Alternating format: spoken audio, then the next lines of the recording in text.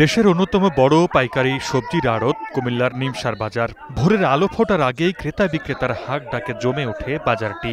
ঢাকা চট্টগ্রাম মহাসড়ক লাগোয়া কুমিল্লার বুড়িচং উপজেলার এই বাজার থেকে শাকসবজি সহ বিভিন্ন কাঁচা পণ্য কিনে দেশের বিভিন্ন স্থানে বিক্রি করেন পাইকারি ও খুচরা ব্যবসায়ীরা।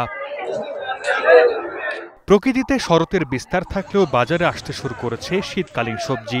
দেখা মিলছে বেগুন, মূলা, লাউ, শিম, টমেটো, গাজর সহ নানা সবজি।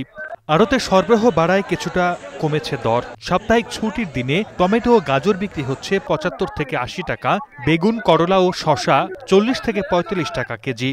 চড়া দামে বিক্রি হচ্ছে শিম। কেজি প্রতি দর উঠেছে ৩০০ টাকার ঘরে। লাভের প্রতি পিস কিনতে গুনতে হচ্ছে ৩০ থেকে ৩৫ টাকা। কেজিতে ৪০ থেকে ৬০ টাকা পর্যন্ত বেড়েছে কাঁচামরিচের দর।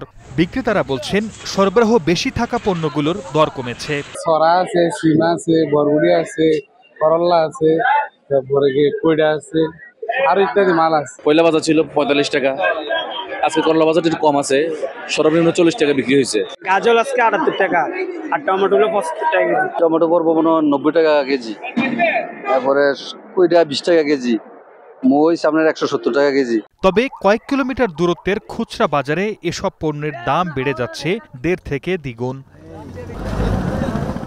এদিকে ভরা মৌসুমে ভোলায় ইলিশের দাম আকাশ ছোঁয়া। ১ কেজি আকারের ইলিশ বিক্রি হচ্ছে ২ থেকে ২৫০০ টাকা দরে। জেলেরা বলছেন নদীতে পাওয়া যাচ্ছে না কাঙ্ক্ষিত ইলিশ, দিনরাত খেটেও উঠছে না খরচের টাকা।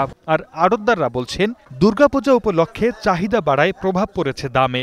কেজি গাড়ি ২৫০০-২০০০ টাকার উপরে কেজি ওঠে। ইলিশের ভরা মৌসুম চলছে, কিন্তু ভরা মৌসুম চলা সত্ত্বেও নদীতে ইলিশ নাই বললেই চলে। নদীতে কোনো মাছ নাই, যাইলে মাছ পায় ৫,০০০ ৪,০০০ তেলের টাকা হয় না, এই কারণে মাছের দাম একটু বেশি। ৬০,০০০ টাকার বাজার নিয়ে গেছি।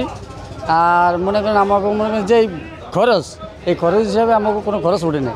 মেঘনাপাড়ের তুলাতুলি মৎস্য আড়তে আগে প্রতিদিন ৪০ থেকে ৫০ মণ মাছ বিক্রি হলেও এখন তা নেমে এসেছে ২০ থেকে ৩০ মণে।